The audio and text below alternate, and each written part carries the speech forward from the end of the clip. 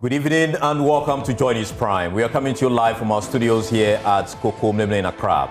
We are live on DSTV channel 421, GoTV channel 125 and around the world on myjoyonline.com. I'm Carlos Kaloni. And I am Faustina Safo. Tonight, Foreign Affairs Minister sets record straight in controversial reports suggesting that Ghana compromised its stance on a crucial UN vote on anti-LGBTQ. We have details as he faces criticism by the minority for allegedly lacking tact and mishandling foreign relations.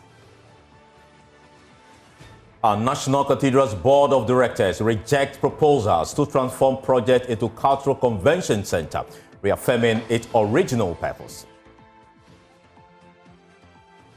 Also tonight, all clear for the Electoral Commission to go ahead with the Ablekman North rerun as an Accra High Court dismisses the MPP parliamentary candidate's attempt to halt the process. But the big question remains, what would a win and a two-thirds majority mean for the governing NDC? Remember, we are your home of independent, fearless and credible journalism.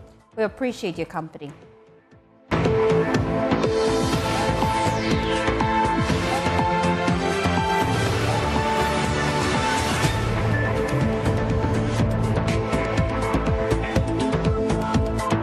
Foreign Affairs Minister Samuel Okudzeto-Ablakwa has denied reports that Ghana compromised its stance on LGBTQ issues, citing misleading media coverage.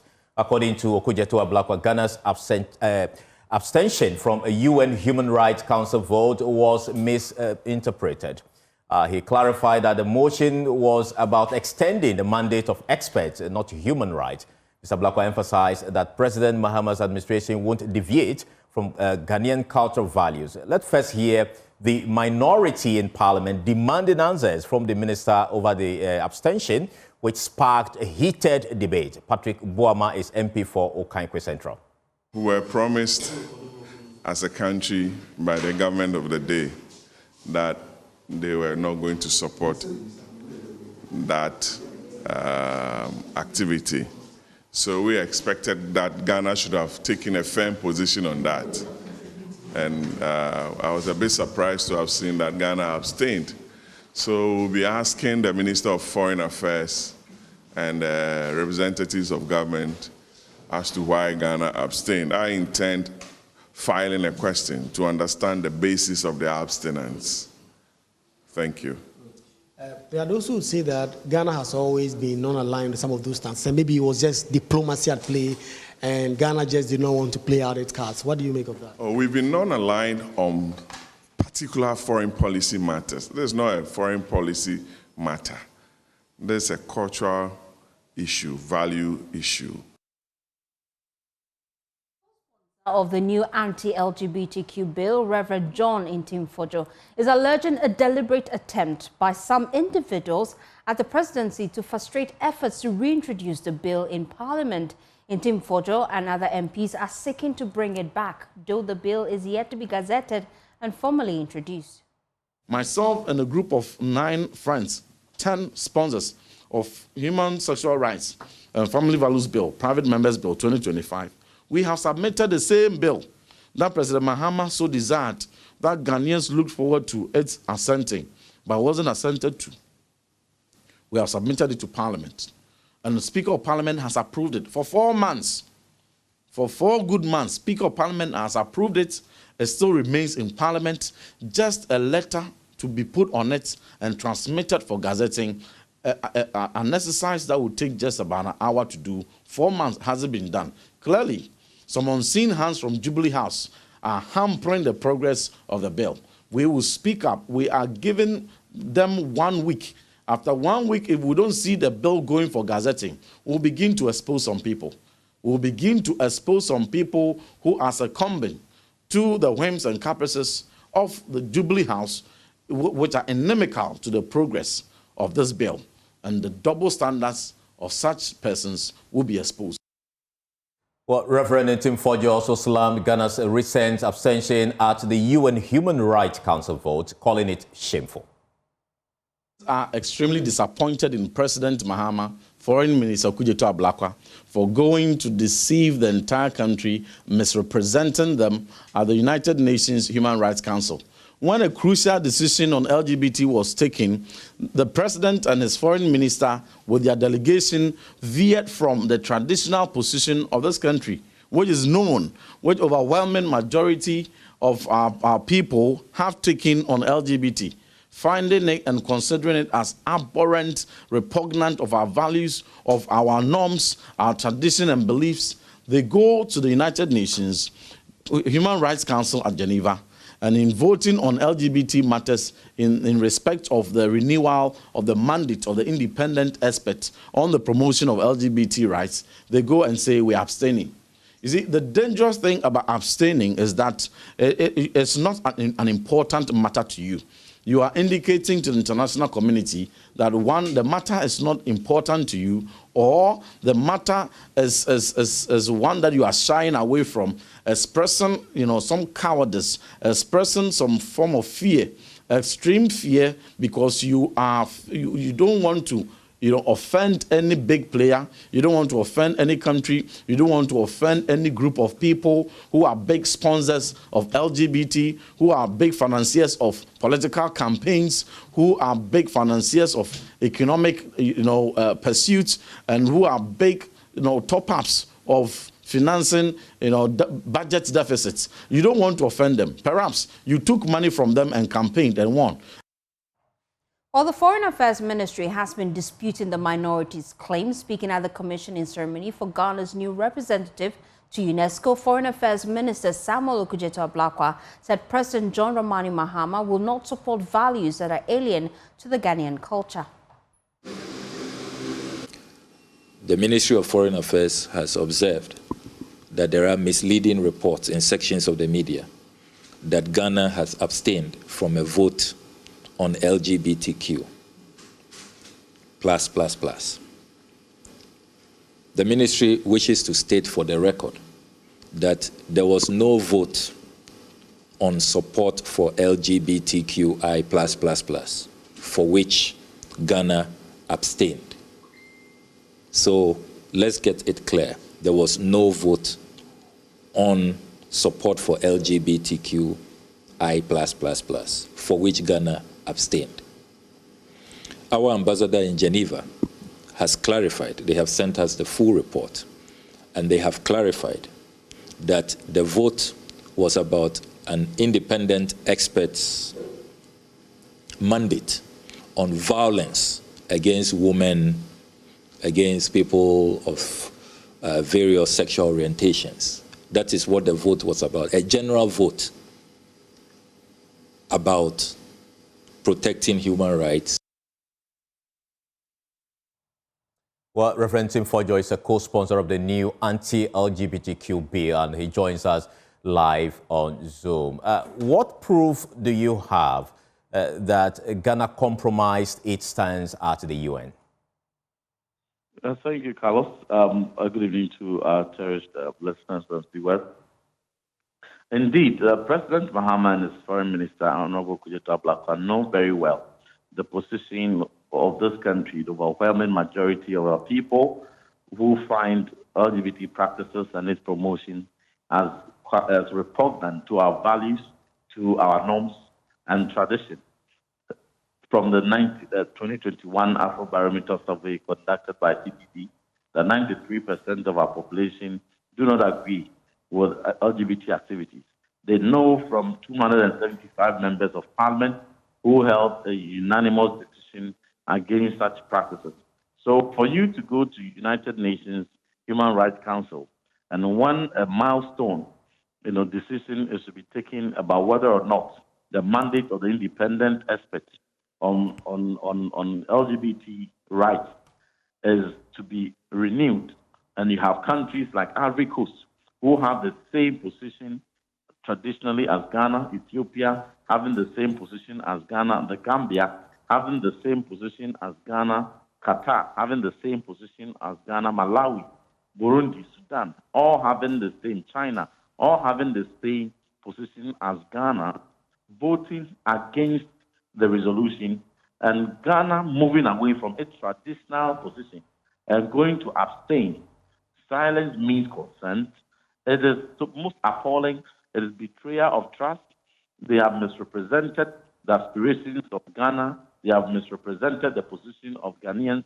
And then when we are asking them, would they come back to say, oh, it wasn't about LGBT, but it was about voting, abstaining from violence against LGBT practitioners. As a matter of record, check Ethiopia, check Ivory Coast, check Malawi, check Burundi, check Sudan, check Qatar. Where have you had records of daily brutalities against LGBT? Even in Ghana, where are LGBT, minorities being brutalized? So are you making the argument that the voting, as being explained by the foreign minister, is on a different issue? So the simplistic reason he gives is most disingenuous. I have the full resolution here, and Carlos, if I may read, I have the full resolution right in front of me. Albania, Andorra, Australia, Austria, all the way to Uruguay. The draft resolution, which subsequently was moved, mandate of independent experts on protection against violence and discrimination based on sexual orientation and gender identity. That's how they title it. But when you read down the work or the mandate, is that, among other things, welcomes the work undertaken by the independent expert on promotion, on protection against violence and discrimination based on sexual orientation and gender identity, implementation of the mandate to extend the mandate of the independent expert. Exactly. So is that not to say the... And let me read further, because there are 5 of them, and calls on all governments to cooperate with and assist the independent experts by supplying all necessary information requested by the mandate holder and responding favorably to the request of the independent experts. So which requests are they expecting or mandating member countries who vote in favorably to respond favorably and request the independent experts to continue to report annually on implementation of the mandate? And so you see, China, Ivory Coast, and all these respected countries that we have mentioned, you don't have records of brutality, but they know very well that, among other things, to have a mechanism where incentivization of such practices and promotion of these practices will be engendered by the visits of the independent experts who, over the years, visit such member countries and to renew their mandate and to urge them to cooperate. And this is a mechanism that visits countries, meets LGBT communities, incentivizes them, promotes them, just like we saw recently on the 2 gay couple who visited Ghana, waging spirited campaign for LGBT. And just a week after, Ghana takes a milestone vote on LGBT and abstains, if indeed it was about protection of human rights, so that nobody on the basis of gender or orientation will be abused. Then they should have voted yes. Why did they abstain? If that is the reason, I think the point is largely made. That it has nothing with the promotion of LGBT. Why didn't they vote yes? Like Germany, France, and co voted. So please, this is a complete misrepresentation of the overwhelming position of Ghanaians, and the very position they campaigned to protect and preserve. We cannot trust Okudzeto-Ablakwa and President Mahama to keep their word. Thank you so much. Point well made there. Well, away from that, an Accra High Court has tonight given all clear for the Electoral Commission to continue with planned rerun of elections at 19 polling stations in the Ablekuma North constituency. The New Patriotic Party, at a press conference on Tuesday, announced their decision to boycott the July 11 election, citing the Electoral Commission for violation of electoral regulations and contempt of court. The parliamentary candidate who filed the case on Monday was in court today with another lawsuit asking the court to place an injunction on the planned rerun and compel the EC to, for the second time, not only go back and finish with the collation, but also respect the court's own directive of January 4, 2025. But the court, presided over by Justice Ali Baba, disagreed and dismissed the case. Legal Affairs correspondent Kweku Asante has details. Monday, they did file a substantive action in court, but followed up specifically with an injunction application seeking to stop the election from going ahead on Friday. The injunction application was heard this morning. The Electoral Commission and other parties were all represented. The NPP did make their case in court before Justice Abaturi. They say that the EC have no locus to order a rerun in 19 polling stations, for which reason they wanted the court to stop that. The court listened to the arguments and found that there was no merit in that case and that the EC should not be stopped from going ahead with organizing the rerun on Friday. So the EC now giving a clean bill of health, the green light to go ahead on Friday to rerun the election in Ablekuma North so that we can get a member of parliament from that constituency. The MPPs, however, resolved in their long-held position that they have won the elections even after this court ruling. Haram Mohammed is Deputy General Secretary of the party. We have won the elections. We are not going for an election that we have won, and we will prove to the good people of Ghana that we have won the elections, and whatever is happening together with the Electoral Commission, I believe that the NDC should be explaining that. What's your next line of action?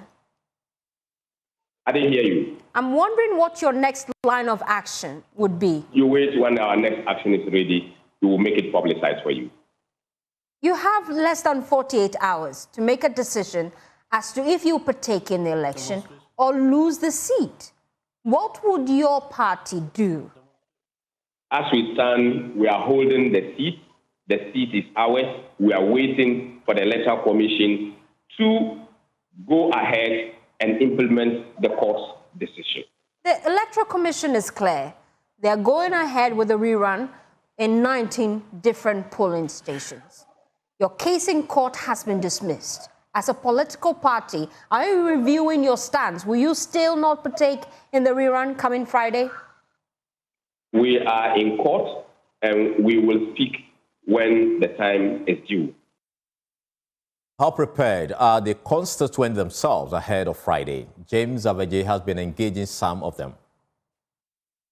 This is the Kwashiman traffic light at the heart of the Ablekuma North constituency, where in the next few hours on Friday, the rerun of elections at 19 polling stations will be happening in order to resolve the 7-month-long dispute over the parliamentary election results. At the center of this issue are two divided opinions.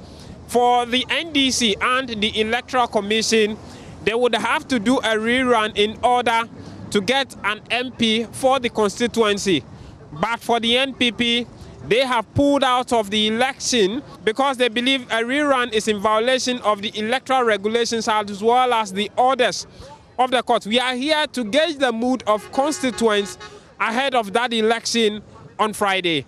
About Friday, Messanya and TS Assembly almost had a cocoa to say, Dentino. Sir, Baba say a better by Friday, dear. Dear, here 1 MP. MP at the Enchaya, and they say here and me as some GH, say, as some GH no hard mobile bit me a day. I could be your person walk, and they say, you better about Friday, said there, or Mane Cana. Yet your mamba, your mamba. And in the end, trouble no as some GH, so said the Bayer after about 2 on the Yabina, I buy a new muscle. Oh, when there is an aneti, almost two about some babies see and no court to examine the idea in Ambem, Baffin and Nabase, Everton for Fontaine, easy for an Zom Bebana, Yenia Toba, National Games about Ablikumanov. So you're also going to vote on Friday? Yeah. What do you make out of the process so far? Oh, you see, we are all looking up to the Electoral Commission. She is the referee, or that body is the referee. Okay. So whatever they will come up with, we'll follow. So I'll go and vote. That is the view of the constituents in Ablekuma here. A number of them will be going out to vote on Friday. A number of them also do not have their votes in here. But I think one thing is clear, that no matter what it is, they all want an MP to be declared by end of Friday. And so we look forward to what comes out of the vote on Friday. But they are united in one voice calling for a peaceful election process on Friday. From Kwashima here in Ablekuma, my name is James Aveji for Joy News. Well, lead researcher with the Joy News team, Isaac Ofieje, joins us in studio with details. Isaac, what will it mean for NDC or MPP, this particular election? Well, I mean, 19 polling stations, about over 6,800 registered voters expected to vote on Friday, and the EC has given the green light for this election, and the courts actually for this election to go ahead. But as it stands now, it's a game of numbers. NDC simply wants that absolute majority without any inclusion of, let's say, independent, parliamentarians. As it stands now, we have 87 members of parliament for the MPP. It used to be 88 until the demise of the Akwetia, MP. Yeah. 183 for NDC, and about 4 independent candidates, and 2 now are standing, including Akwetia and Ablekuma North. Now, if you are looking for that absolute majority, you need 184. So 2 things. It's either the NDC wins Akwetia during the by-election, or they win them that absolute majority and gets the absolute majority without the inclusion of the independent candidates. What does this mean in terms of the numbers? Currently, if you want to form a quorum in Parliament, you need 92 members of Parliament. NDC are more than 180. They can form a quorum without the NPP. If you are passing ordinary bills, you need 138 MPs. More than that, they can pass ordinary bills without the NPP. If they are able to get the supermajority by Friday, which can amend, some constitutional amendments without the NPP, including taxes, the MMDCE conversation we are having, whether the president said he believes it's the last time that, they will be appointed. He said that they could be elected, maybe not on partisan level, if they're able to get 184 and they whip all of them in line, they can have that amendment. So this is what the numbers look like at the moment. Currently, NDC has 183, and they're looking for that 1 MP to add for that supermajority to possibly happen. And with the NPP declaring they will not be partaking in the election, that may be an easy seat for them. But we still have 48 hours. Let's see if they change their mind at the end of the day. Well, away from that, President John Dramani Mahama has named the final batch of his deputy minister nominees. The list includes 4 members of parliament tapped to serve in key ministries from transport to health, pending parliamentary approval. The latest appointments complete the president's ministerial team. On your screen now is the list of the nominees as put together by our team. Now, when it comes to the transport ministry, we have Dorcas Tofe. She's an MP, and she has been nominated for that ministry. When it comes to the Ministry of Foreign Affairs, we have James Squacy. He's a member of parliament as well. When it comes to the Ministry of Communication, Digital Technology and Innovations, we have Mohammed Adam. He is an MP. And then we have for the Ministry of Health, we have Grace Ayensu Dankwa, who is a member of parliament as well. Well, away from that, it's been 4 months since national security operatives seized 12 containers containing gold bars and stashes of foreign currency. The containers were traced to a warehouse at Sapeman in the Gan South municipality, where a special operation was launched following a tip-off. Providing an update on the matter to Parliament, Interior Minister Muntaka Mubarak revealed that the suspects were still at large. Security operatives acting on intelligence report successfully intercepted suspected counterfeit US dollars and fraudulent gold bars stored in a shipping container located at Sapeman area. The Speaker, following established security protocols, the exhibits were securely protected. However, on the day the swoop was taken, the prime suspect had escaped before the security personnel arrived at the scene. However, investigations is ongoing to identify the suspect and their agent and the extent of the operations. Thank you very much, Speaker.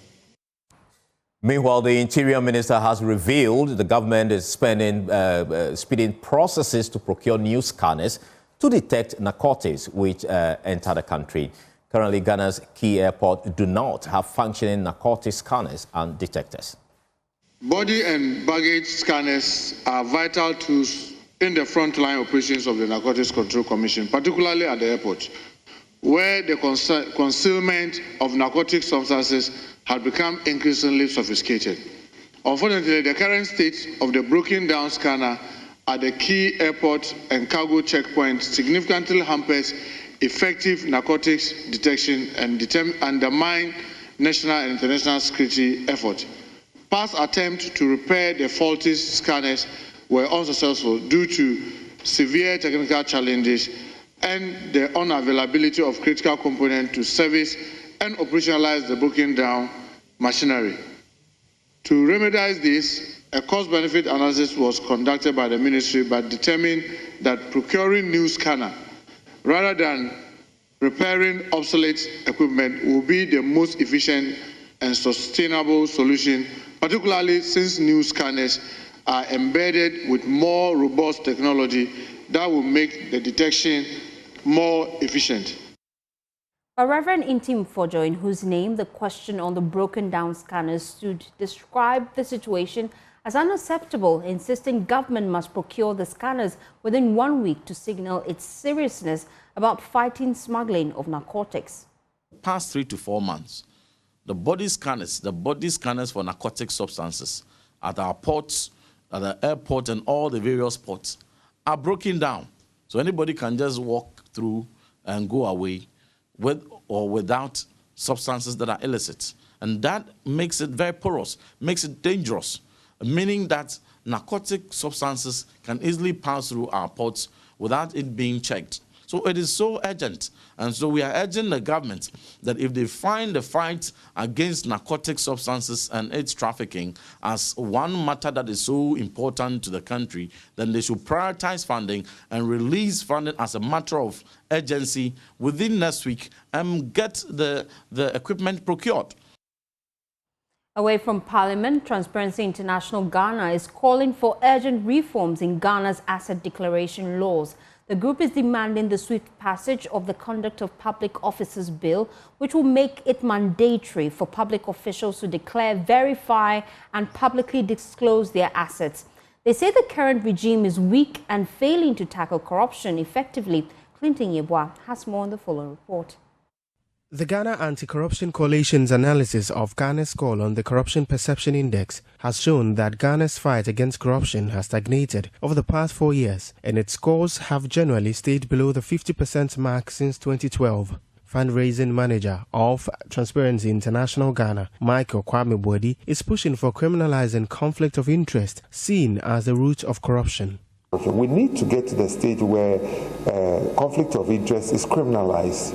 We cannot continue to have administrative sanction against conflict, because conflict of interest is at the heart of every corrupt practice that happens. The Africa Center for Energy Policy, in collaboration with the Ghana Anti-Corruption Coalition and Transparency International Ghana, in bid to spark anti-corruption discussions, held a forum to assess Ghana's anti-corruption endeavors. Stakeholders engaged in a forward-thinking dialogue needed to translate political commitments into long-term structural reforms. Kwame Buedi admonished that corruption assessment should be extensive. But there are other inherent structural weaknesses in our society that had worked against the fight against corruption. So we believe that it is also about time we decentralize our engagement with the people. The forum also shared detailed and concerted approaches to tackling corruption. Sharaj Sub-Regional Director Samuel Asante Yeboah is entreating legal institutions to fast-track corruption cases and reduce adjournments. We will entreat the courts to put some, emergency situations on those matters, and be able to carry out their mandate, and the adjournments should be reduced to the barest minimum. For Joy News, my name is Clinton Yeboah. Well, you're still watching Joy News Prime with me, Carlos Kaloni, and I'm Faustina Safo. We'll be back after this quick turn. Please stay tuned in.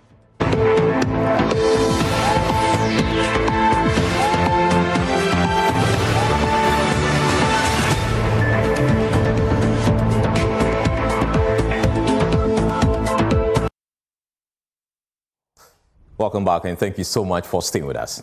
To other stories now, the Board of Directors of the National Cathedral has firmly rejected any attempt to convert the project into a national cultural convention center, following unconfirmed media reports suggesting such a move. The board in a press statement said it has not been formally notified of any such change, but views the report as a direct threat to the original purpose of the project.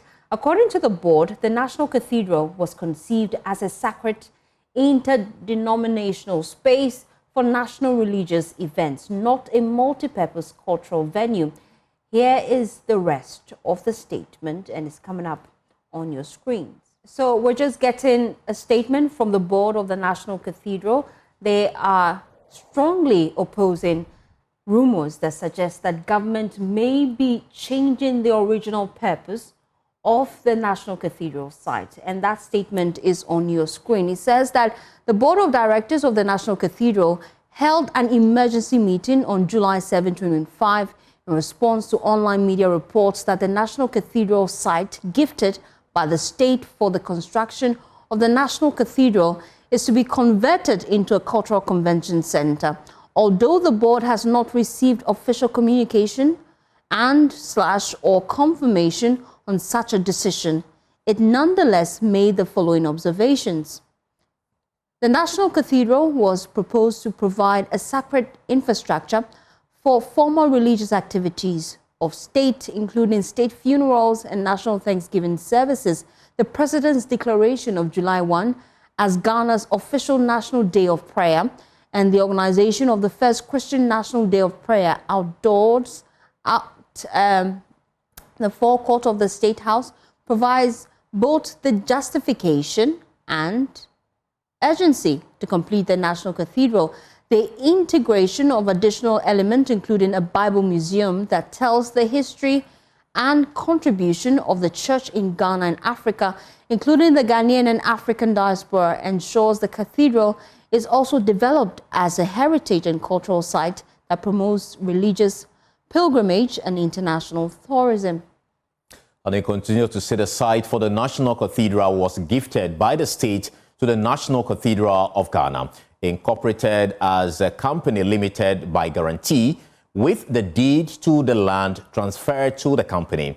The designs for the cathedral, the Bible Museum, Biblical Garden, economic engine comprising 10 revenue streams, including a 350-seater restaurant, banquet hall, conference hall, library, have all been completed based on the layout and specifications of the site. Preparatory works on the land have all been completed, and with the architectural and design work for the cathedral and Bible Museum also completed. Actual construction of the National Cathedral began in 2021 with 8% of construction done. The suspension of construction was due largely to a lack of funds, as well as a politicization and vilification of the project that affected fundraising. Away from that, in Accra's cables and wireless area, plastic waste is a way of life. Men and women dig through what the city throws away. They collect, sort, crush, and sell it, turning trash into income. In our Climate Focus series today, MFA Deti tells the story of how their works puts food on the table and keeps plastic off the streets. In the cables and wireless area of Accra, a small but important recycling hub is giving plastic waste a second life. What others throw away, people here turn into income, and in doing so, they help the environment too.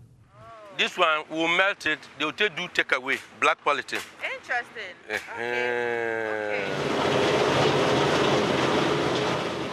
Al Hassan is a local recycler. Every day, he collects plastics from across the city, crushes into raw chips, and sells them to manufacturers. For him, this is more than a job. It's how he feeds his family and how he helps reduce plastic pollution. Because of this job, my Peking gets scholarship for outside. Because of this job, I build my own house. Portia is one of the many women who sort plastics by hand. Fair na etua 15 cedi bet. Sisi a etua 30 Ghana. Nti ama metimi aboaboa ska kakra nso am pese metimi de bie container. Me bie wi ana fe ni majai. En na ya me buta ensam. But the land this recycling hub sits on is not theirs. Every year, there are rumors that it might be sold or taken over for development. That could put workers out of work.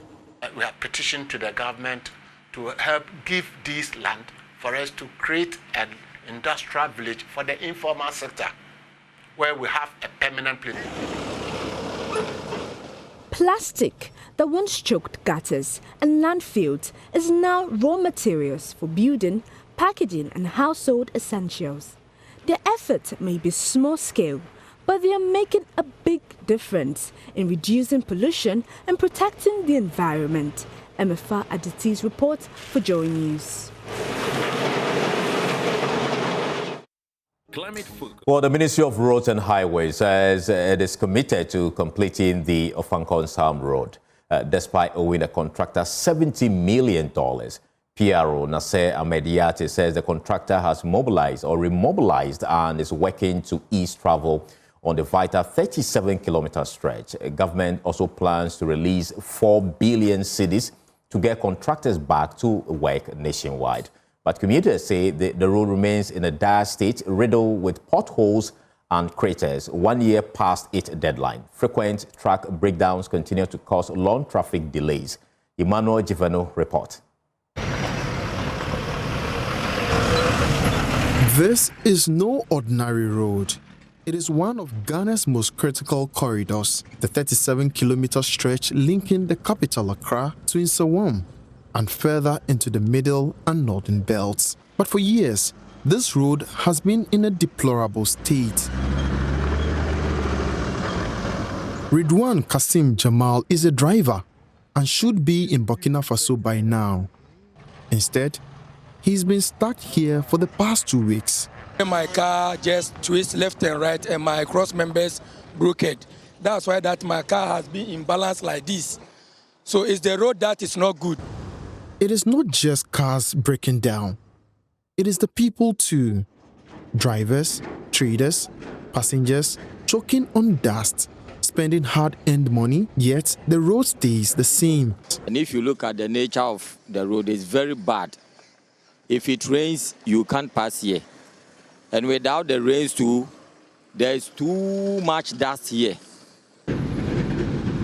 From Amasaman to Saperman, through mid-year to Nsawam, the only thing moving fast here is frustration.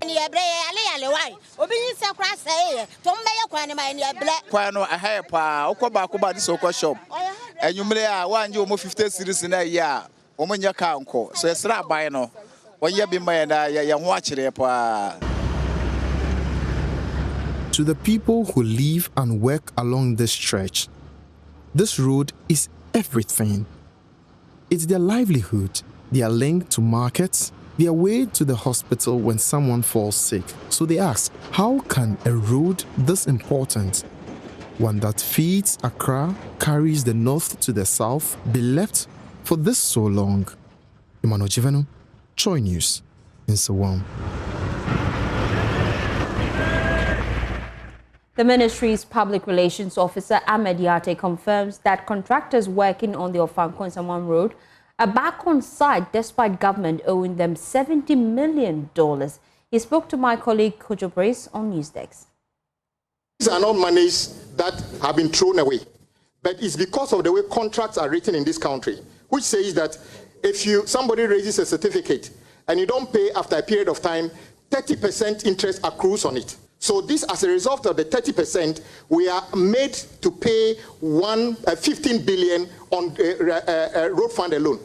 The question is, the 20 billion that is GOG, what will be the interest on that? Nobody knows. If the interest on 4 billion is together is 15 billion, imagine what it will be. So I believe the way forward, if I am approved by this House, is to sit down with the finance minister to see how we can deal with it. This cannot continue. This is not value to Ghana. This is not value to the contractor. This is money being wasted. We cannot accept that You also We apologize for those challenges there. But let's move on. The race to the Central Regional NSMQ crown is heating up, with St. Augustine's College and Ntim School already booking their spots in the finals. 2 more schools are yet to join them as the battle for the remaining slot continues. My colleague Adobia Sari is at SGS Auditorium in UCC, where the 3rd contest is underway, and joins us via Zoom. Adobia, what can you report?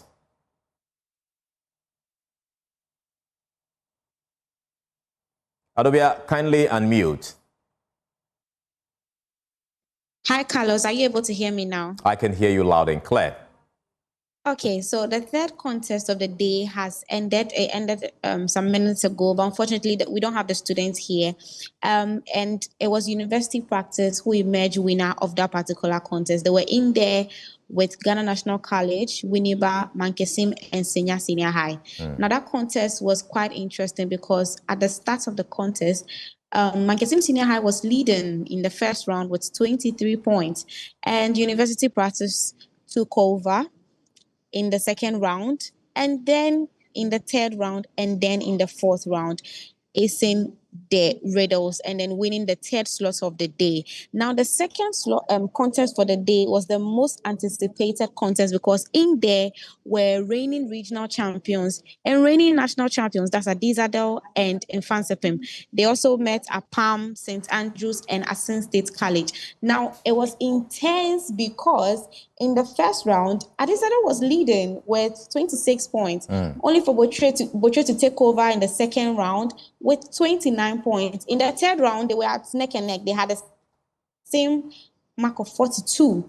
And then in the final one, which is the riddle round, Nfansepim managed to answer 2 questions rightly. Adizadel was only able to get 1, and the rest of the 2 were not scored by any of them, making Botre secure that slot for the day. And they've denied, because of this win, they've denied Adizadel from being crowned champions for the 4th time in a row. So today you have Botre, University Practice, and St. Augustine's winning 3 slots. Tomorrow we'll take the final slot, and then we head on to the final contest where we get to know who will emerge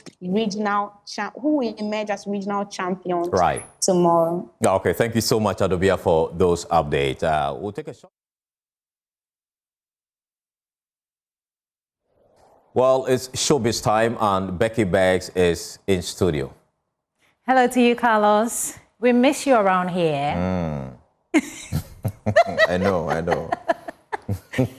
You're supposed to say something. No. Where have you been? You okay?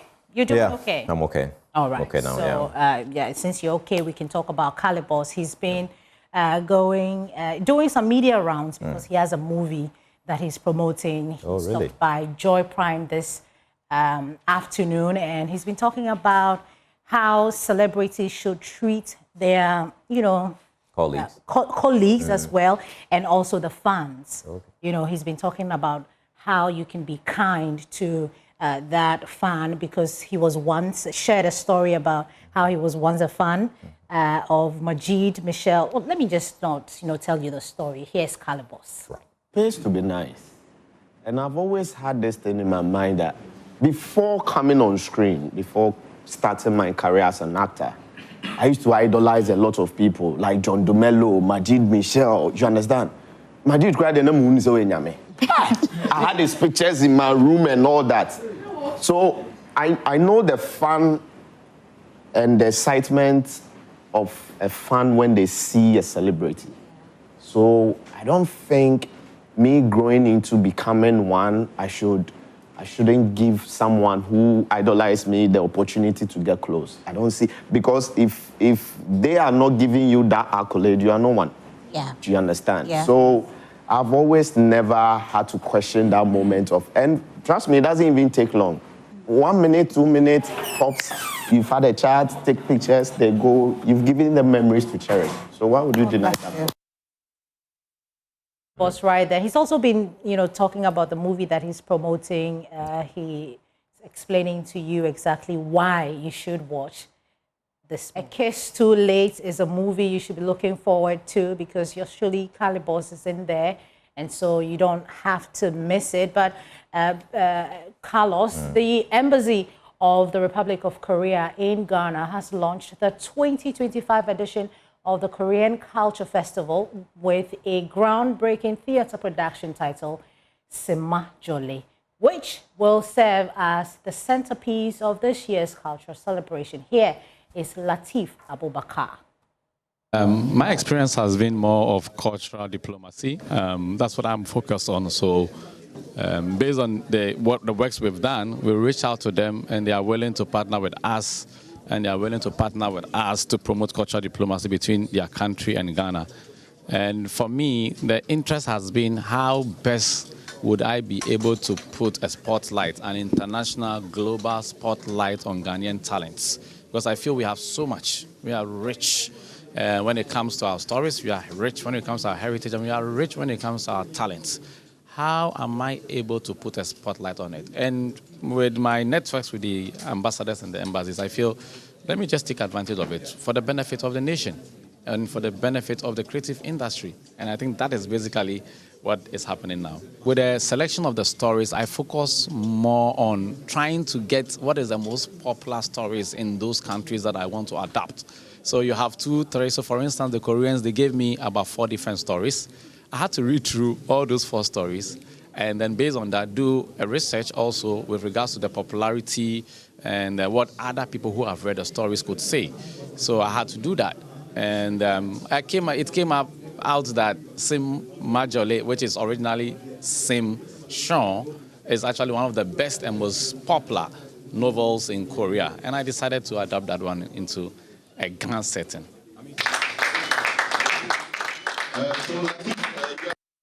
So Latif Abubakar, right there, one of the playwrights, making sure that our industry, when it comes expands, plays in Ghana, theater in Ghana expands. So we're grateful. We need more of that. We're seeing actually more of theater productions and all of that. And it's time we try to also lure some Americans to to come in and ensure that they're supporting and investing in our crafts. We have a lot of talents here in Ghana, and the only thing that we need, I think, is investor support. Sure. So I think that you can, make that happen. Yeah. We're looking forward to that, right? Yeah, we're pushing that. Well, and that will end the news. Sure. And also Showbiz here this evening. We're grateful for your time. Please log on to myjoyonline.com. That's where you find all the news. We'll be back tomorrow for another edition of the Joy News Prime. Thank you so much for your time. All right. Bye-bye.